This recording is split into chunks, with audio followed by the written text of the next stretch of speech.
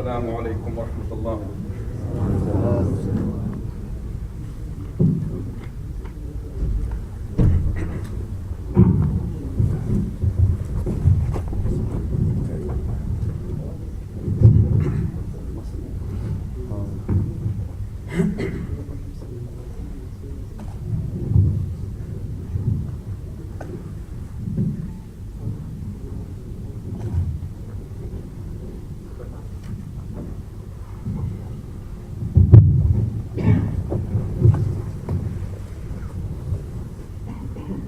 إن الحمد لله نحمده ونستعينه ونستغفره ونعوذ بالله من شرور أنفسنا وسيئات أعمالنا.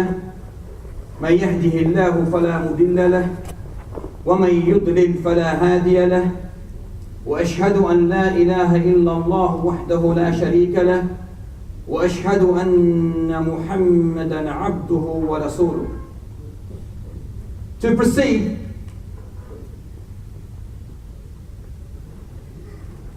the most prominent characteristic of this ummah is definitely that us Muslims, walillahi alhamd, live our lives and practice this beautiful deen in the most just, balanced, and in a moderate way. And this is definitely in conjunction with no other than a beautiful injunction where Allah subhanahu wa ta'ala says, وَكَذَلِكَ جَعَلْنَاكُمْ أُمَّةً وَسَطًا. And indeed, we have made you, O Muslims, a wasat nation. Now what does wasat mean here? It means just and balanced, between extremism and between negligence. See, what we got to understand is that things that are in the middle are always preserved, are protected and safe, while things that are on the edge or on the side or to an extreme, they are always subject to risk and danger. Where do you find the gem of a necklace? Where do you find it? On the side? The main gem of a necklace. You find it in the middle, protected.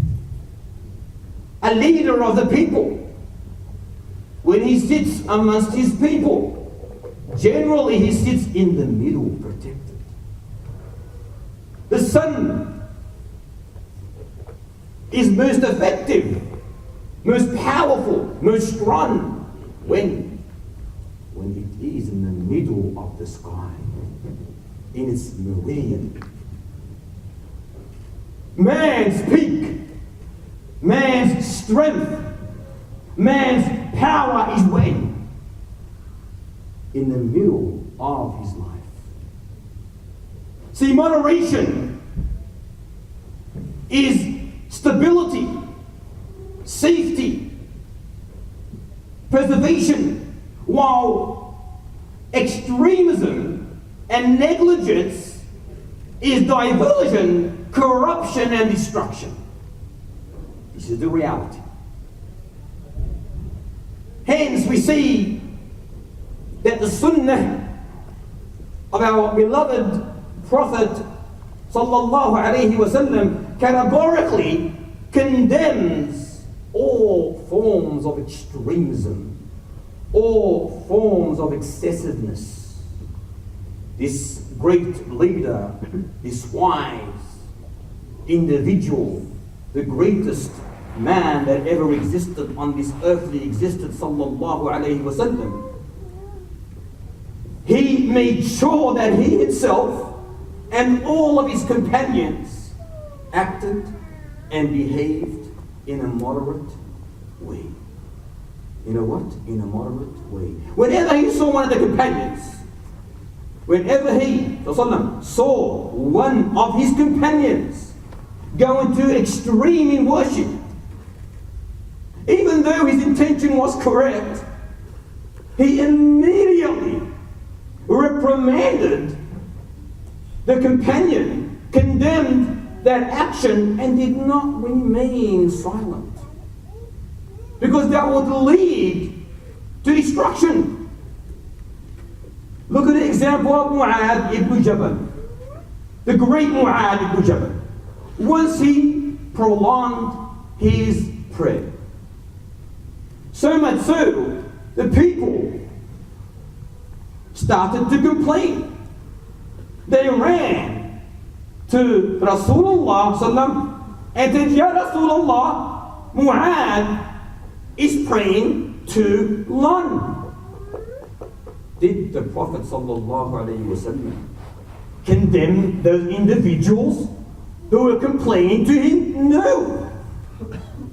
He in fact went to Mu'adh and said to Mu'adh, أَفَتَّانٌ أَنْتَ يَا مُعَاذ? Oh Mu'adh, are you putting people on trial? 3 times. Ya Mu'adh, are you putting people on trial? Meaning, what are you doing? If you want to pray long prayers, pray it in your own time. But there are those behind you who have work, who have things to do. Don't go extreme. In another narration, with a similar scenario, he said, there are amongst you people who frighten people, who drive people away, who make people do less good deeds due to your excessive behavior, your extreme behavior. We all know the famous hadith where Muhammad sallallahu alayhi wasallam refuted the 3 individuals who forbade for themselves the luxuries of this dunya, the lawful things of this dunya. You know the hadith very well. The one that said, I will pray all night. The other said, I would fast and not break fast. And the third said, I will not marry the woman, because I want to worship Allah subhanahu wa ta'ala, believing that woman will interfere between him and Allah subhanahu wa ta'ala. But when Muhammad heard of this, what did he say? Great? No. He said, I am the one who fears Allah most. I am the most pious of all. Yet I pray and I sleep. I fast and I eat. Break my fast. And I marry the woman. It's a moderate way, a middle path. Don't go to extreme. And I marry the woman. And then he said, whoever turns away from my sunnah, my moderate way, the middle path, he will not be from amongst my ummah.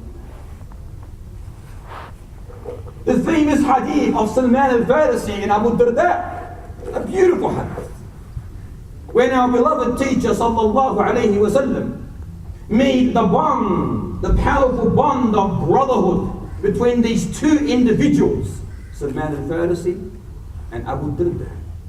One day, Salman traveled to Abu Darda to visit him. And he found his wife.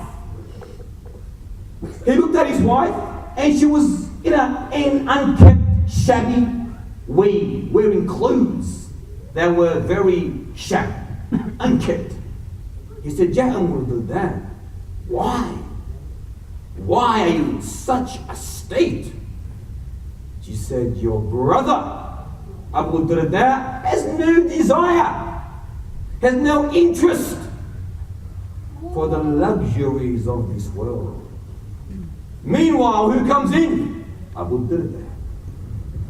So he sees Salman, he immediately makes a plate of food for him, presents it to him. But Abu Salman said to him, no, I will not eat until you eat with me. He goes, but I am fasting, Ya Salman. He goes, come and eat. So he ate. Nighttime came. They both went to sleep. Suddenly, extremely soon after he put his head on his pillow, Abu Darda got up. Got up for what? To pray night prayer. So the man looked at him and said, Ya Abu Darda, what are you doing? I'm praying night prayer. Go to sleep, he said to him. Go to sleep. Abu Darda went back to sleep. So when the latter part of the night appeared, Salman got up, woke up Abu Darda and said, Ya Abu Darda, get up and let us pray together tahajjud. They prayed together. Once the prayer was completed, he said his golden statement. He goes, Ya Abu Darda, لأهلك عليك حق ولجسمك عليك حق ولدينك عليك حق. Ya Abu Darda, your family has a right over you. You've abandoned Abu Darda, in other words. You've abandoned her. Look at her state. Look at her state. Your body has a right of you. You fast. You pray all night. And your deen has a right upon you. So give every single one its due right. See how Islam is, how beautiful it is. See how beautiful this deen is. Give every single one its due right. Now Abu Darda was a bit sort of stunned. This is something strange to him. Now I'm doing something great, he thought. So he runs to Rasulullah sallallahu alayhi wa sallam and said, Ya Rasulullah, this is what happened. What did the greatest man say to him sallallahu alayhi wa sallam? He said, Salman has spoken the truth. Salman has spoken the truth. The famous hadith of Hamdallah, a famous companion of Rasulullah sallallahu alayhi wa sallam. Hamdallah one day said to himself, Hamdallah has become a hypocrite. Hamdallah has become a munafiq. Now this reached Rasulullah sallallahu alayhi wa sallam. Rasulullah said to him, Ya Hamdallah, why? Why in the world do you say that you have become a munafiq? He said, Ya Rasulullah, when I am in your company, we talk about Allah, we talk about the akhirah, we talk about doomsday. Tears drop from my eyes. My iman feels so powerful. But when I abandon you, I go home to my children. I play with my children. I talk to my wife. I enjoy my home. I feel my iman drops. I feel that I am a hypocrite. Listen to the wise, intelligent, smart words of the greatest teachers of the world. What was his reply? What did he say to him? He said to him, Ya Hamdallah, if you were to remain, listen carefully, brothers and sisters, if you were to remain in the same state that you are with me all the time, the angels would come down and give you salam in the streets. They will shake your hand. Because you are not perfect like the angels. The angels are perfect in obedience. But we are not. We are not perfect. So he said to him, a time for this and a time for that. See, this is allowed in certain circumstances. Not saying a time where you please Allah and a time where you please the devil. No, we're not saying this. As one brother once, I entered his car after Fajr prayer. He prayed Fajr on time. He listened to the Quran for a little while, and he was driving me home, so he puts the music on. I go, Ya akhi, what are you doing? Yeah, what are you doing? He goes, Shaykh, a time for this and a time for that. What? What? We worship Allah and we worship the devil? No. We worship Allah absolutely and completely. A time for this in halal and a time for that in halal, not in haram. Not in haram. There's a beautiful narration collected by Muhammad ibn Ismail al-Bukhari. He mentions it in Kitab al-Iman, the book of faith, under the title, Religion is Easy. He mentions the beautiful hadith of Abdul Rahman ibn Sakhar, better known as Abu Hurairah radiyallahu ta'ala anhu, that our beloved Prophet sallallahu alayhi wa sallam said, the religion is easy. This is in Bukhari, brothers and sisters. The religion is easy. No one becomes harsh or strict in it without it overwhelming him, destroying him. So fulfill your duties as best you can and rejoice. What a beautiful hadith. Now this hadith beautifully outlines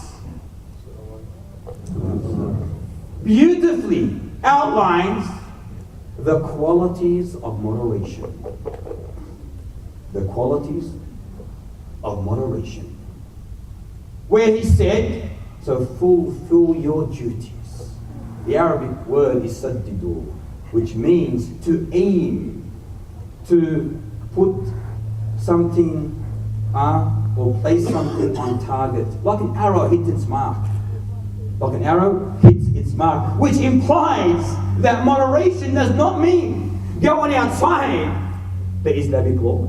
See, what we've got to understand is that the concept of ease and moderation in Islam, in no shape, manner or form, and understand this, in no shape, manner or form does it imply a relaxation, laxity, procrastination, compromise of the Islamic law. Nor does it imply that we follow our own inclinations. It must be strict in adherence to the Quran and to the Sunnah. And then he said, as best you can. Fulfill your duties as best you can. SubhanAllah, after providing the first quality of moderation, he complements it with this beautiful statement, as best you can, which indicates something very important. It indicates that perfection is not what is asked. It's not what is asked. We can never, ever be 100% perfect in our worship. Ever. Impossible. We can try, that's why he said, as best you can. فَاتَّقُوا اللَّهَ مَا اسْتَطَعْتُمْ لَا يُكَلِّفُ اللَّهُ نَفْسًا إِلَّا وُسْعَهَا. And all the verses and all the hadith refer to this important principle, that we worship Allah in the best way that we can. And Allah knows. Allah knows.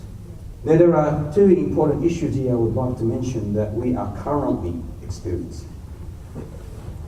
There are two extremes that people have entered. You know, you cannot really fulfill this lesson in one sitting. Impossible. You need months and months to in reality understand the correct clarification of this topic. However, there are two issues I would like to discuss because they are very important where people have entered or went into extreme. Many Muslims today have shunned or slandered or abused and accused all all those who do not measure up to their opinions and views. All those who do not measure up to their opinions and their views. Being extremely abhorrent to all those who disagree with them. Slandering all those who do not agree with them. And they say that we are defending, this is the pretense, that we are defending the Islamic established principles. But the reality of the matter is, it is nothing other than a violation of the Islamic established principles. And it's only their own interpretation. There must be construed understanding of the sources. But the worst of them all, listen carefully, brothers and sisters, and I just hope that you do not fall into this category. The worst of Muslims are those who slander, who make takfir on the scholars of Islam. The worst of individuals are those who abuse and accuse and slander the true scholars of this deen. Wallahi, they are in reality making a direct slander of the religion of Islam, of this beautiful deen. How and why? Because when you slander a scholar or a da'i or a sheikh, you are casting doubts in people's minds. You are casting doubts in people's minds about the deen of Allah.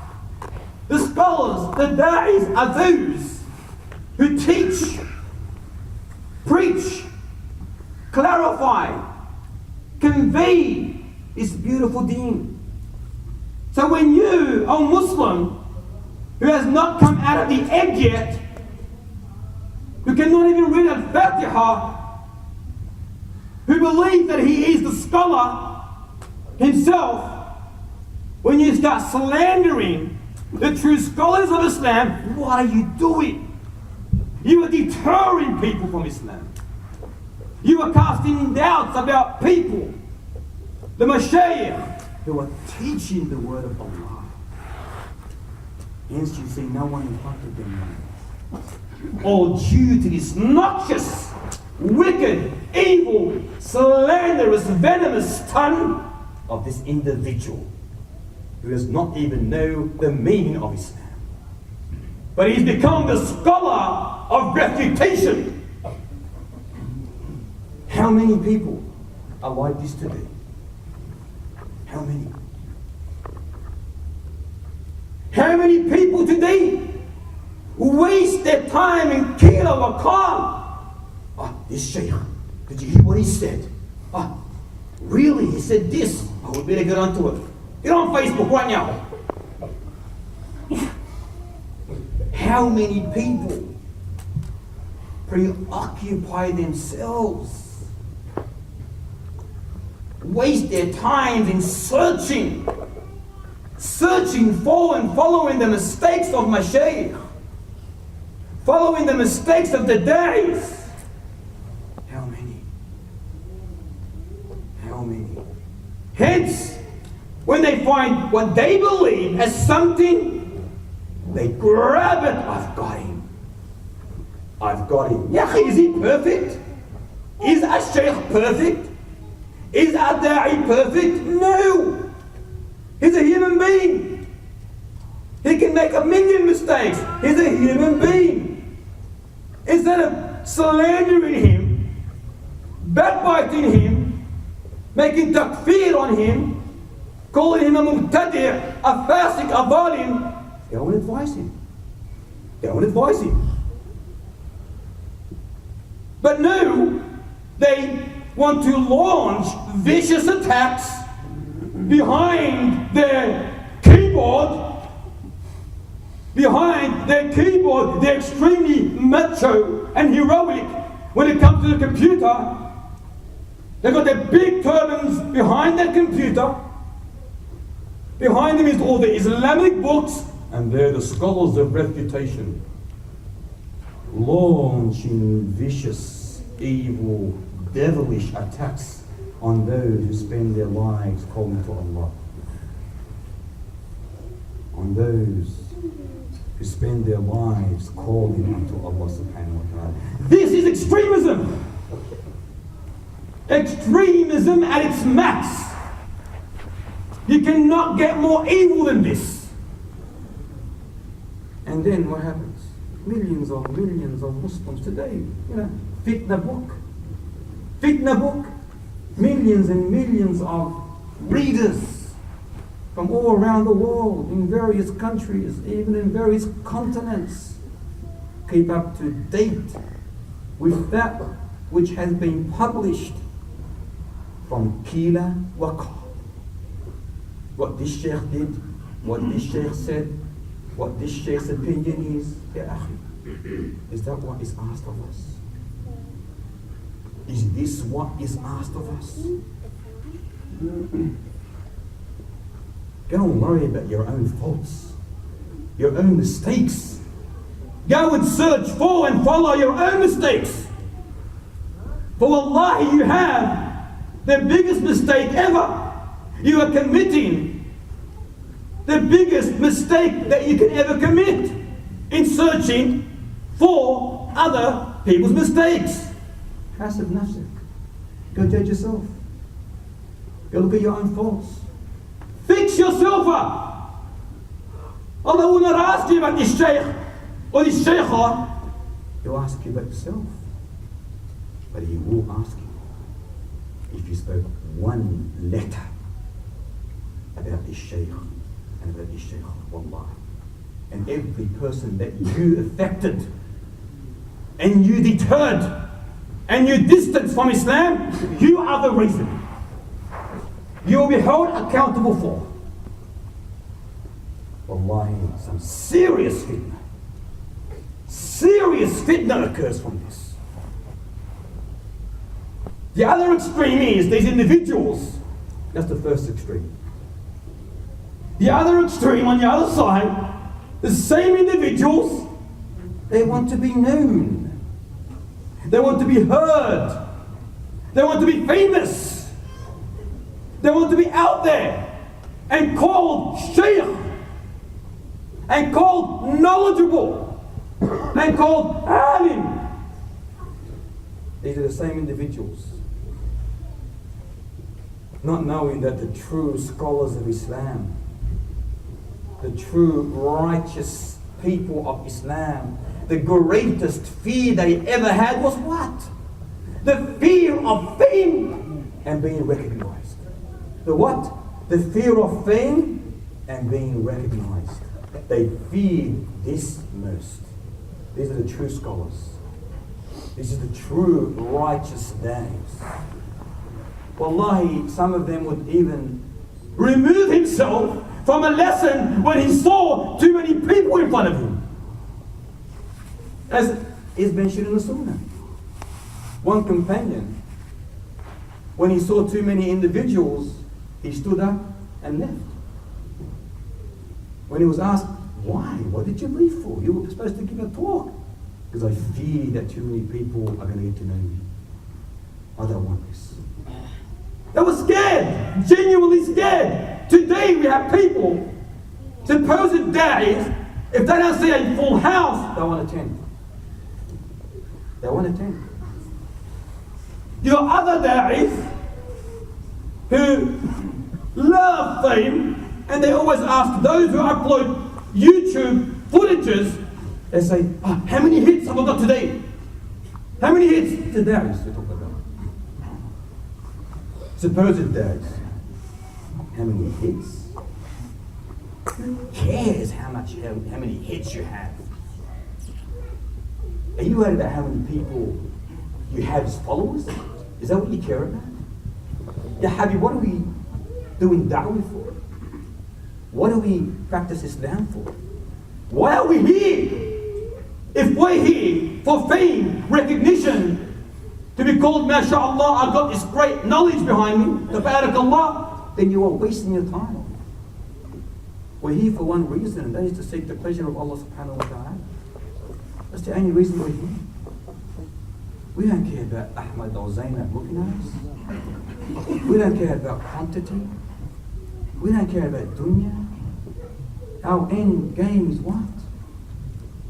To get Allah's pleasure and win Jannah, inshaAllah. That's all we care about. It's just not what we're living for. We are going back to Him, and He will judge you, not how many people you had, and they're not going to help you. SubhanAllah, Dawood al-Ta'i mentioned something very profound, one of the great predecessors. He said, flee, listen to this profound statement, flee from the lion, flee from the people as you flee from a lion. Allahu Akbar. What do you say, Zunaid? Flee from the people as you would flee from the lion. Hey, what does it mean? What does this mean? It means flee from the recognition or the fame or being known from the people as you would flee from a lion. Flee from fame.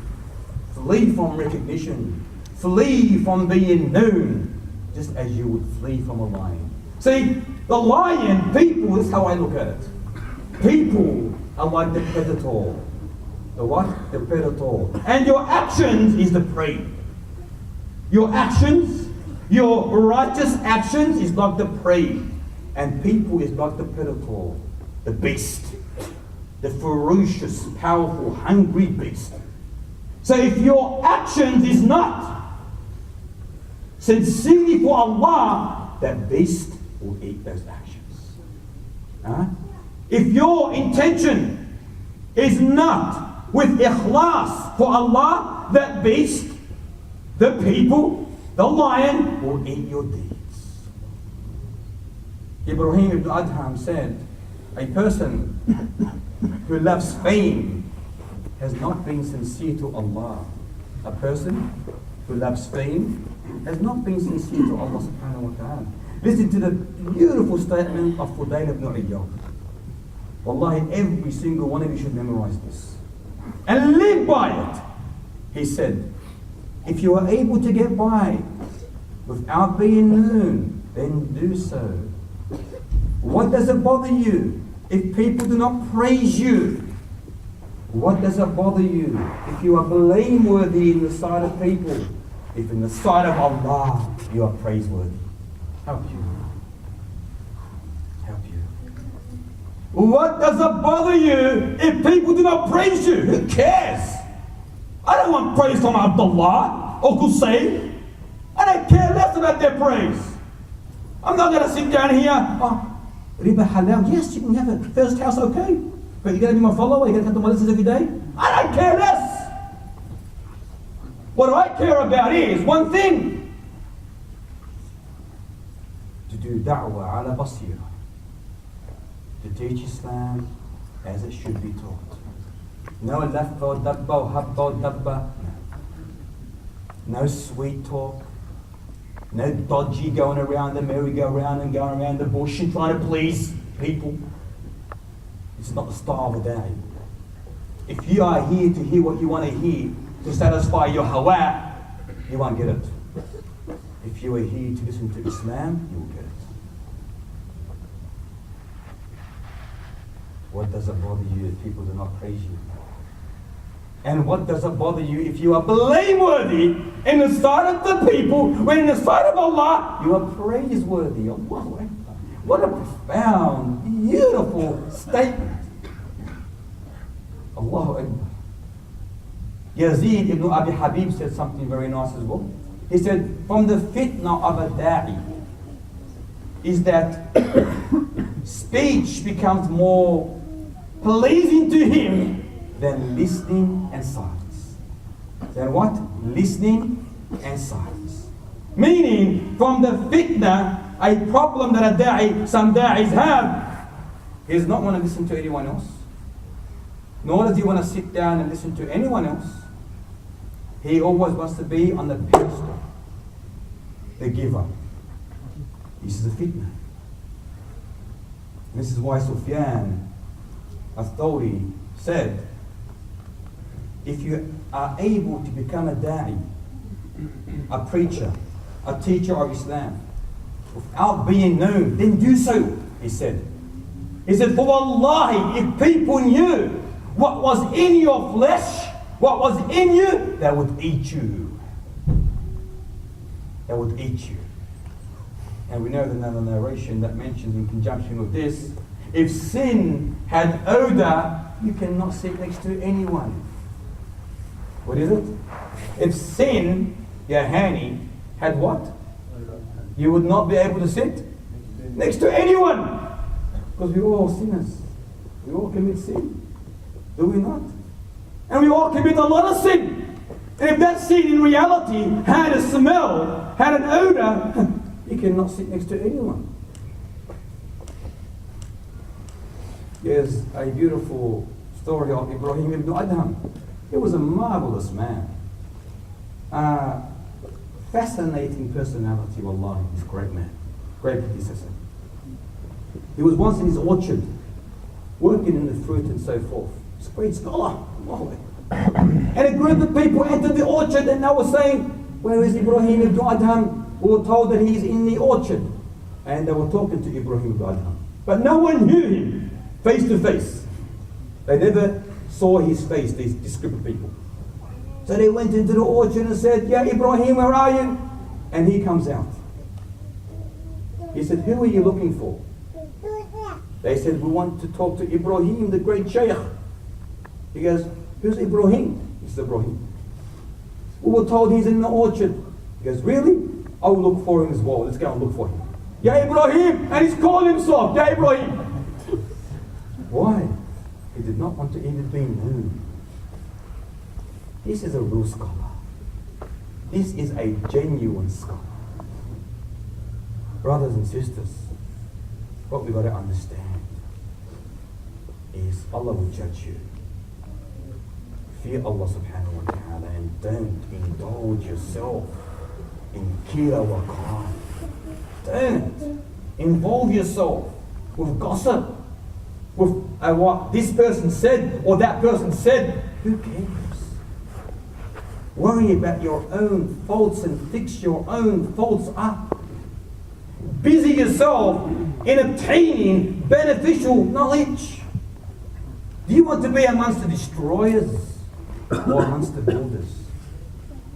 Do you want to build, benefit yourself and others, or do you want to destroy yourself and others? Obtain beneficial knowledge and be amongst those who are builders, not destroyers. Keep away from harshness, rudeness, from wickedness, from backbiting. Keep away from everything haram to the best of your capability. Turn that evil, devilish gadget called the computer. Turn it off. Turn it off. In particular, fitna book. These people who go on Facebook day and night, you are hurting yourself. You are hurting yourself. I guarantee you, and Allah Ta'ala A'lam, if Rasulullah Sallam saw this evil today, Allahu A'lam if he would even consider us amongst his ummah. Wallahi. If he only could see what is occurring today and what we are doing and taking it as so light, day and night, wasting our time on this Facebook or on Twitter or MySpace. All of it, the devilish space. All of it. An instrument where the shaitan lurks and destroys you without you even knowing. It's like stealthy. It steals you in a way that you cannot even see it. And you don't know it. You think you're doing something great. If only you knew what you were doing to yourself. Learn Islam and don't waste time. Don't be lazy. Don't go out and just waste your time. Go out and learn Islam from the correct, true scholars of Islam. Because you cannot learn Islam and acquire this beautiful acquisition by simply lingering about, by simply wishing, by procrastination, or being lax towards it. Yahya ibn Abi Kathir mentions in Sahih al-Muslim, he says that knowledge can never ever be obtained while relaxing. Knowledge can never ever be attained or achieved while relaxing. And I advise you all, may Allah subhanahu wa ta'ala preserve you and strengthen you, to stay between the two extremes and to be moderate, without compromise, without laxity, without procrastination. Make sure you do that which Allah subhanahu wa ta'ala tells you, and make sure you do it in the style of a middle, moderate path. May Allah subhanahu wa ta'ala strengthen you all and grant you, inshallah, that which He loves, and distance you from all that which He does not love. I'll leave it now, inshallah ta'ala, for questions. Who's the organizer? What's the organizer? Is there time for questions?